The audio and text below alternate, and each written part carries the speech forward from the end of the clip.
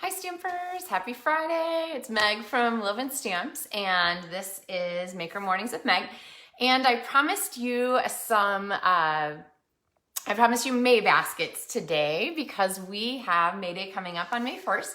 And I talked a little bit the other day when we did our flower card, because we talked about sharing cards for May Day with flowers to kind of keep with the theme.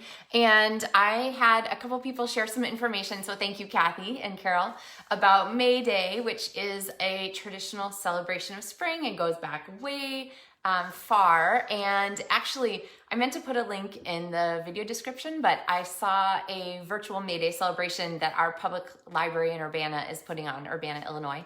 That will be a virtual like music fest kind of thing. So if I think of it, I'll come back and add it in case you want to on Sunday afternoon have a virtual music fest. It's actually kind of cool. It's like troubadour songs celebrating May Day. So May Day is about maypoles, and when I was a little kid, we'd take a little basket of flowers and share it with our neighbors and that kind of thing. So yay, we have a good crew for Friday. Tanya and Trish and Cindy and Deborah and Elaine and Sue. All right, so you guys excited to see some ideas for your May basket? This one came together and I really like how it turned out. And let's see, do you want to see it? Usually I don't show you the project until the end. Maybe I'll wait and show you at the end of our video when we've got it together. Hey Patricia. And well, here's your little sneak peek. Woo, there it is. Okay. So it's gonna come together. It's really cute. Oh, Missy. I have never washed my face in the dew on May 1st. Is that your tradition, Missy? It must work because you always look beautiful. So, all right. So we are going to upcycle some things. This is a piece of the packaging that comes with the new, there you go, the marker Stampin' Blends tray. So I needed new Stampin' Blends trays for my new Stampin' Blends markers from the new catalog. And so we're gonna upcycle some of this. We are going to use, I love this paper so much. I've like got little pieces and odds and ends of it. We are going to use the Flowers for Every Season Designer Series paper, which is on a very nice clearance price. So if you haven't added this to your collection, there we go, collection yet, this is a great one to get. And I shouldn't say clearance price because it's not in the clearance rack, it's in the retiring products. Let's see, there you go, retiring products list. But lots of really pretty colors and patterns for this. And then we're gonna use a stamp set that has a lot of bang for its buck, including an $8 set of retiring dies, which is always fabulous, and that is To a Wild Rose. So if you missed the video that I did a couple while ago, I don't remember when it was, I should look that up for the video description too. Here is the pop-up card that I did with this. So if you haven't seen these before, they fold to mail flat like this, and then when the person opens it, it sits on their table like this, okay? So this is To a Wild Rose, and if you don't have it, now is the time to get it because it is a super fabulous flexible stamp set, and you can make your May baskets with it next year. So, all right, let's get you guys going here, and I will share some tips with you for making this project. So I had some trials and errors when I first kind of went through it. And so I think I'm gonna share some of my things that Meg learned while making this project, just in order to make it easy for you to kind of get it all to come together. So, all right, so the first thing we're gonna do is grab a piece of 6x6 Designer Series paper, and you figure out what you want to be on the outside. I think I want this to be on the outside, and then I'm gonna go with this pretty yellow on the inside. To begin, I'm going to cut the bottom tip of our cone off, and that is going to let us have our adhesive kind of come together. Then on the front, on one of those edges, I'm going to run a strip of, you can use tear tape is an excellent choice. The Snail Plus works really well. You want a really strong adhesive for this because it is going to come together and it has to stick really hard. So, hey Suzanne. Oh, I didn't get you guys set up here. Let me grab this. Okay. So what we want to do is fold this over, and I don't want to crease it or anything because I want it to stay nice and round for our cute cone. And then what I'm looking for down here is to make sure that the adhesive gets covered up. Adhesive gets covered up so that I'm not having like a sticky cone, because that's a little bit less of a beautiful gift. So I just line that up, and then I'm gonna kind of smush it from the inside there. If you have your bone folder handy, that is always a good time to pop your bone folder inside there to give you something to press against so that you get a really nice bond. Okay, so now we have our cone. Then we are going to go ahead and add our foam and our stems. So for this, I just have my piece here, and I'm going to cut a piece that is about, I guess I cut about 1.5 inches up, maybe a little bit less. And I'm just going to cut this little cube here that's somewhere between 1.25 inches and so forth, okay? So this cube, and like I said earlier, if you missed it, this is actually the packaging that came with my new Stampin' Blends marker tray carriers that I had to add to for my collection. And then I'm just gonna double check the size of this cone. Now, I'm putting this cone in this direction because I want it to support our wires, and I want it to stay nice and tight that whole way. So I'm just gonna kind of pop that down in there, and yep, sure enough, it works really well, and the shape of the triangle helps to support our cone. So you could pop anything you want in there. You just want it to be pretty firm. All right, now I'm gonna use some floral wire, which is the only thing I think in our project today that we're not, is not in the supply list for the video description. Supply list is below if you have supplies you'd like to order. Okay, and I'm gonna cut myself 4 of these pieces of floral wire. And I don't know about you, I don't use a ton of floral wire, so this stuff lasts forever. I think this roll is about 20 years old. Okay, so I'm gonna go ahead and cut these, and I'm using wire cutters. Don't use your paper snips, it would be so sad to nick those. All right, and then what I'm gonna do is I'm just gonna pop these wires up through the bottom, kind of one on each side. It really doesn't matter where, and there we go. Okay, now I have 4. So now I'm gonna gather the bottom ends, and this is one of those tips like, oh, what did Meg learn when she made her first basket?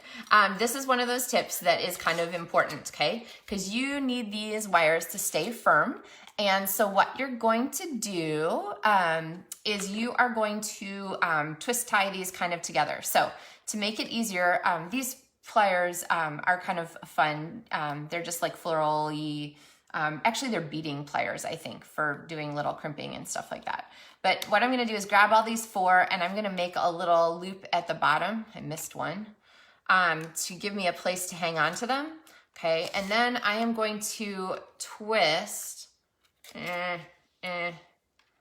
that loop of 4, okay? So that I have sort of a twist at the bottom. So those little guys cannot come apart.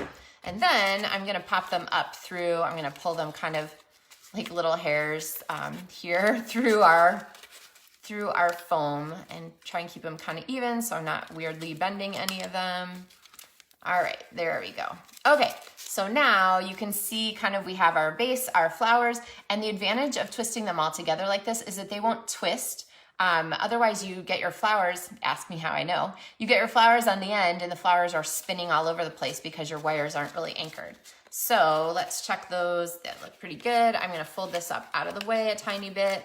And now we will take our little wire concoction and pop it back into our cone, okay? And if you missed the beginning, this is a 6x6 piece of paper. Okay. So now we have the base of our flowers kind of started here. Now, before I get any flowers on here, the next thing I want to do is go ahead and add some ribbon. And so I have a hole punch, and I'm just gonna pop a hole kind of on each side. It doesn't really matter, far enough down that it's not gonna rip really easily. And then I'm gonna go ahead and pop my ribbon. This is the Flowers for Every Season ribbon, which is I don't remember if this one's retiring or not, actually, now that I think of it. But I'm gonna go ahead and pull that through. I have no idea how long it is. We're gonna eye each one, but I wanted to show you a tip for the knot. So what I'm gonna do is go ahead and tie like a knot. So if I did the knot, it would be just kind of like that, right? So instead of tying the full knot, what I'm gonna do is I'm gonna pop just a little loop through there at the end, and I'm gonna tighten down on that little loop so that we have kind of a cute little ribbon accent there on the end. And when I pull that back through, that's going to stay nice. There's probably a fancy term for that kind of knot, but that's gonna stay nice and tight, and it's not gonna rip through our hole because there's a lot to pull there. Then I'm gonna kind of eye how much ribbon I want. Let's see, and then add extra for my little loop at the end. And remember, if you feel like, oh my gosh, that was too much ribbon, you can always just take the extra slack out and tie your knot in a different spot at the end. So pretty flexible. All right.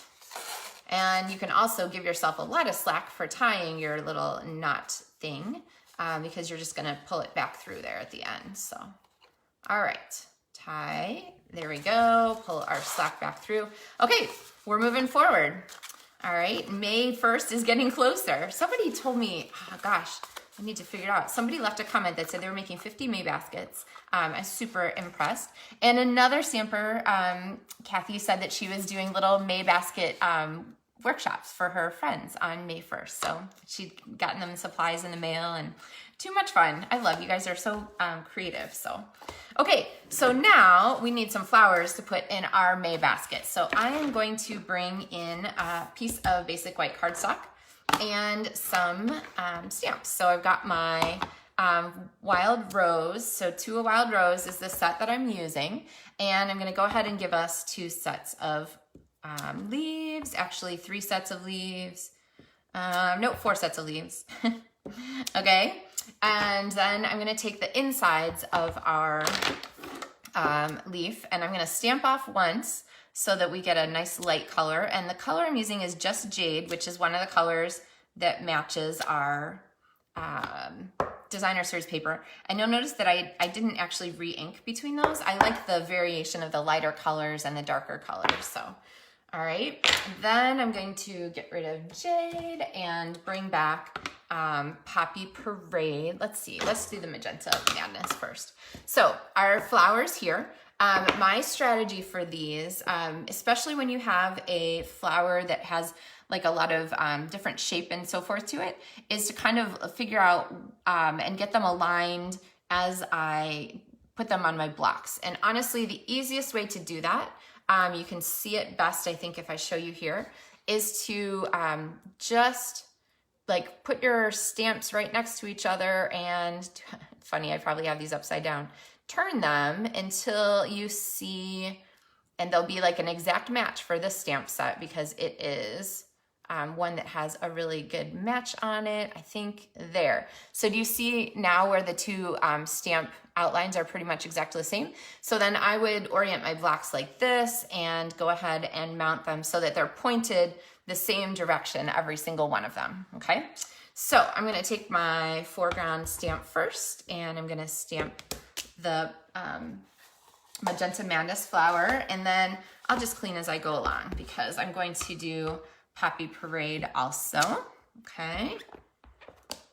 And then I'm gonna take my next flower here, Magenta. I'm gonna stamp off once and stamp it. Oh, I got this one upside down. Nope, I got it totally not pointed the right direction. Okay, so take your own advice when you, I know that the next one is pointed the right way. And I'm just gonna keep turning until I see the match, and it'll kind of fall into place. Ah, there it is, okay? Oh, I must have had it rotated sideways the other time. Okay, so there's that, and then before I put it down, I'm gonna go ahead and ink it in Poppy Parade and ink this one up, stamp this guy, okay? Some stamp sets don't have perfect flower matches. They're not meant to match exactly. This one has a really cool match effect, so. All right, there's that. And isn't that absolutely beautiful bloom? Yes, Missy says, great tip. I'm glad you like it, Missy. All right, I'm gonna stamp this one off twice because I want a really nice light color. Remember that stamping off with your images will extend the colors of ink you have. So for example, if this is my Magenta Madness, here's the full strength, there's once stamped off, there's twice stamped off. So you can see that you can kind of keep going and getting like lighter shades of that same magenta as you go along, okay? So remember to make the most of your ink colors. Okay, and then for the last thing, we're gonna end up with a little flower center to go with these. And I've got my bumblebee and my little flower center, and it's subtle, but it really just dresses up those little flowers there, okay? All right, so let's grab next our dies, and I have these stored on my little picture frame with a piece of vent cover magnet over it. And this is just the easiest way I find to like throw my dies on here when I'm making more than one of a project, so I don't lose anything in the interim. And same thing, you just kind of rotate until you get to the place where you have an exact match there, okay? And then my leaf die, and then this one and this one, I am going to cut for us from a sheet of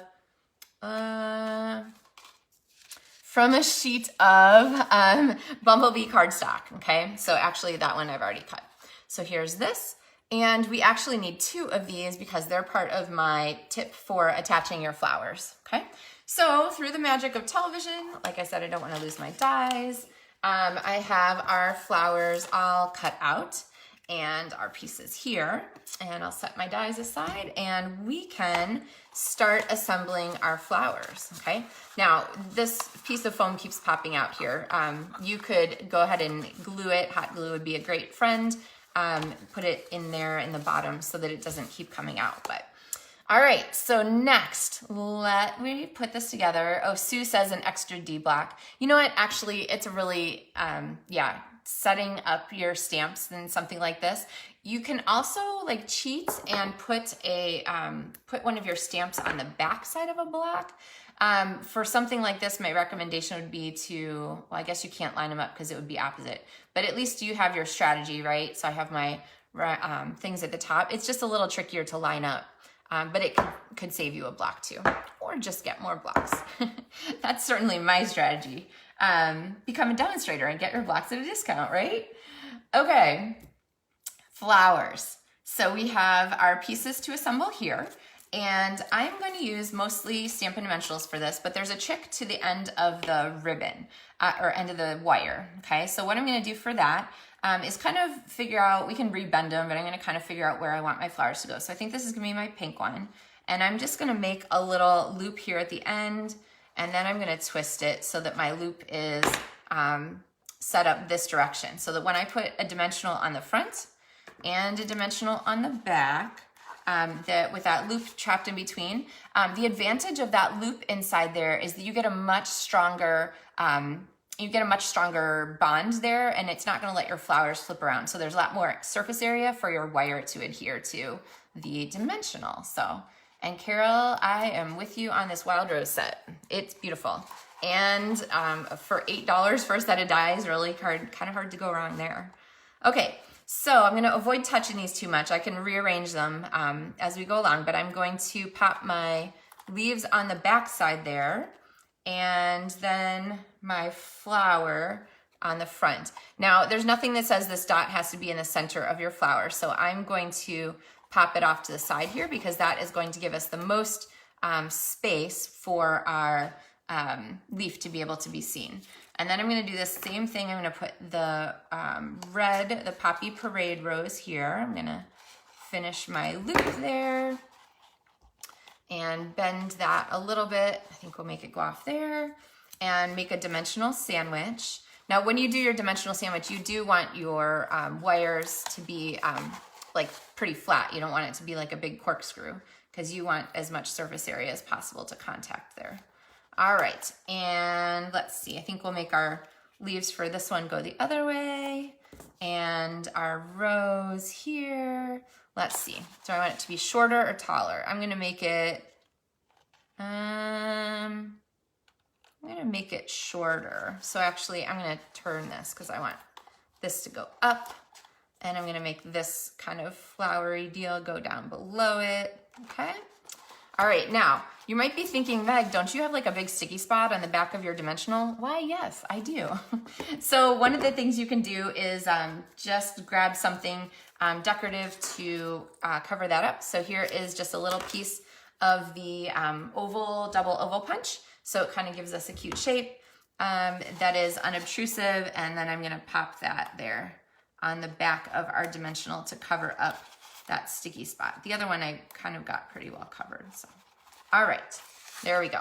Okay, so now we have 2 of our 3 flowers on there, and we're going to want to add this, but this flower has a whole lot of empty space. Missy likes the dimensional sandwich term. Yeah, dimensional sandwiches.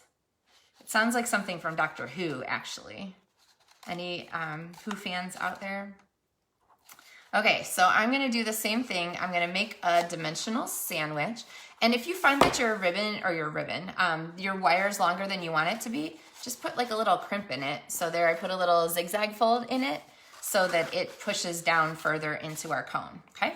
So dimensional sandwich on this one. And I love working with a wire because it means that you can pop things kind of on the project wherever you want them, and then just readjust the wire to get them to appear in final form wherever you want them. So now for this, I don't want our dimensional to show, so I'm gonna take those 2 flower centers from Wild Rose, and I'm gonna put one in the front and one on the back, okay? And then our piece here, I'm going to pop on, I'm gonna put multi-purpose liquid glue, which the order number is 110755. That's how often I order it and how long it's been a fabulous staple. And I'm gonna pop that onto the center. So you can see where that gives us a really, we're all like galliwampus this morning. That gives us a really nice base. And then I'm going to pop a sequin on there, or a gilded gem rather, and that is gonna pop that out. Now, I realize that kind of unbalances things. So we have like a super fancy gilded gem on one flower and not a lot of else going on. So when we do our tag, we're gonna rebalance that, and I'll tell you more about that when we get there. Okay, which actually I think we're almost to our tag. All right, so you can kind of see this is coming together pretty fabulously quickly. All right, so you're wondering about this piece here. The other die that's included in this stamp set and die set is, first of all, this fabulous border, which I haven't used today, some extra little accent pieces, which you could definitely keep adding stems to your basket, but this label piece, which is a really elegant label shape, and I used it here on our pop-up card when we did that. You can see it featured there in the front. But we're gonna use this one with a piece of designer series paper this time because there are so many gorgeous patterns in this package, and I couldn't pick just one, which actually I was thinking these colors would be really pretty for a whole different basket. I adore these colors and the way they go together with the ones we've used, and this yellow rose paper is, I think, my favorite from the entire packet, which is why I have almost none left. But that's okay, because I'm really happy with the other colors too. So I die cut here out of this piece, and we are going to make this the base for our tag. So wire up here, tag kind of overwhelming. So we're gonna flip this wire down here, and we are going to add our tag down here on the front, which is a little bit less overwhelming and kind of fun because it kind of extends our design down and makes it a little bit less just all up here at the top. So we need, what do we need at the end of this wire? We need a loop and a dimensional sandwich. All right, I'm gonna keep pushing this back down here so it stays where I want it to. And then I'm gonna twist this loop. There we go, so that it is flat with the front of our project. I'm gonna make my dimensional sandwich, and I am going to, I'm gonna go ahead and pop our label on here, and then we're gonna talk about what we're gonna put on our label. And actually, I'm not gonna take the backing off the dimensional because there's really no reason to.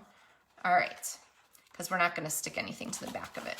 Okay, All right, so here is our kind of our canvas for our labels, and you can kind of mess around with the flowers and put them in the cone so that they're sort of front or back or wherever you want them. But for our label, we are going to, let's see, would Christmas tree styrofoam shapes be good to put the wires to? Yeah, totally, Margaret. Anything that you can wedge down in the bottom of there, it just a piece of foam or something like that. And actually, I'll show you guys at the end. I'll show you where my most recent flower inspiration has come from. I had to make a whole bunch of these cute Venus flytraps. So, okay, labels.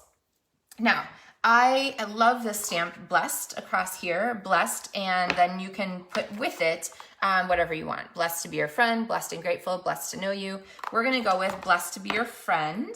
And for this, I'm going to go ahead and stamp onto a piece of Whisper White, but I felt like the white was a little bit too stark for all of our things. I didn't want a big giant white greeting with this image on it because it just overpowers then. There's too much big white space on here. So I'm gonna trim the edge of this so we have our little strip like that. And then I'm gonna take a piece of So Saffron, which I realized I didn't put the cardstock in the supply list that's in the video description, but you guys can find those. So I have Magenta Madness that I'm stamping with, and I'll just put those ink pads out of the way so that people who don't like open ink pads don't have to look at them and be worried. All right, and then I'm gonna trim these edges here, and we're going to work on putting some pieces together here. All right, so I'm gonna go like this, and then we're gonna add our second, but we have one more leaf that I cut out here, and I really love the way that adding a leaf down here really extends our design. So we could leave it, I know it's kind of a little crooked for you guys to see, we could leave it just like this, but I love the idea of popping it on here, and I want it to show a little more, so I guess I need to use a dimensional to stick it on the edge there. So, all right, and then this is going to go kind of to the side of our greeting strip, and I'm gonna trim a little edge here on our piece, and then I'm going to pop a dimensional on the back of this. So now we have our blessed to be your friend flower basket. All right, are we done? Oh no, we're not done. Because I promised you guys that this one gem right here that's a little bit overbalanced, a little overpowered, we're gonna echo that. So I'm gonna bring that back here. Let's see, I'm gonna fold this a little closer to the basket. It's kind of like floating in a weird, a weird way. So, all right, I'm gonna pop a couple of gems on here. Maybe I'll pop one kind of off to the side and another one maybe down here on our leaf. There we go. Okay, and then one more time, pop this back in here. I see hot glue in this future here for this basket.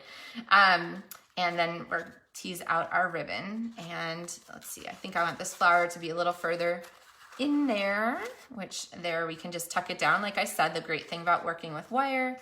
And there we have our May Day basket, okay? So definitely a fun project. Now the Wild Rose stamp set is perfect for this, and oh wait, chocolate? Anyone for chocolate? I think we need chocolate.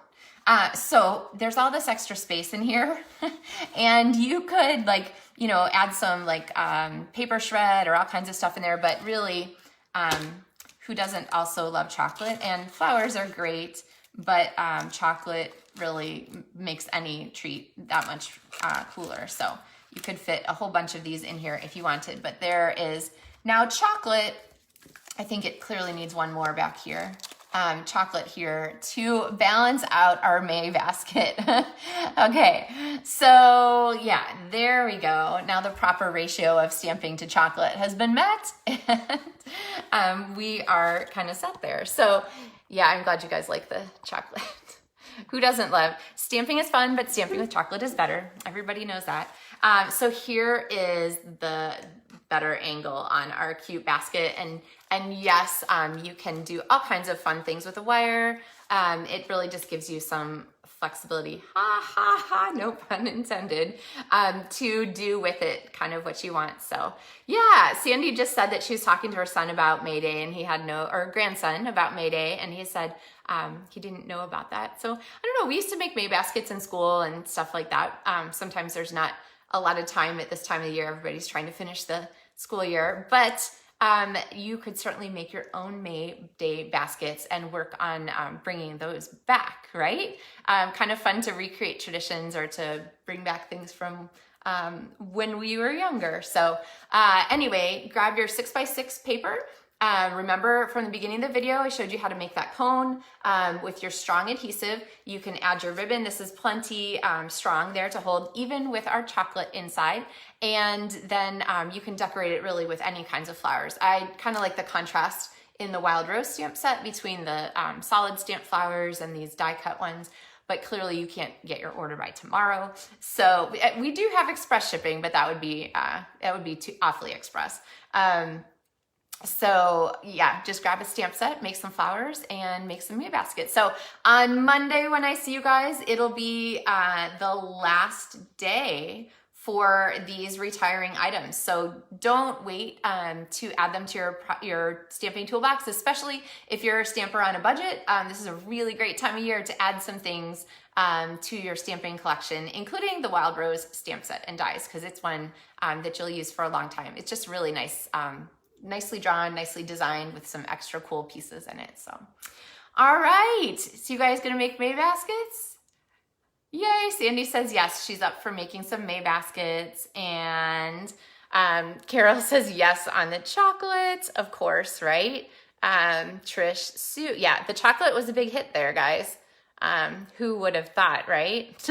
All right, well, I'll let you guys go, go back and watch for pieces that you might have missed along the way. But I really appreciate you guys stamping with me this morning, and I look forward to seeing you on Monday for our last video for the retiring catalog, because May 4th is when the new one starts.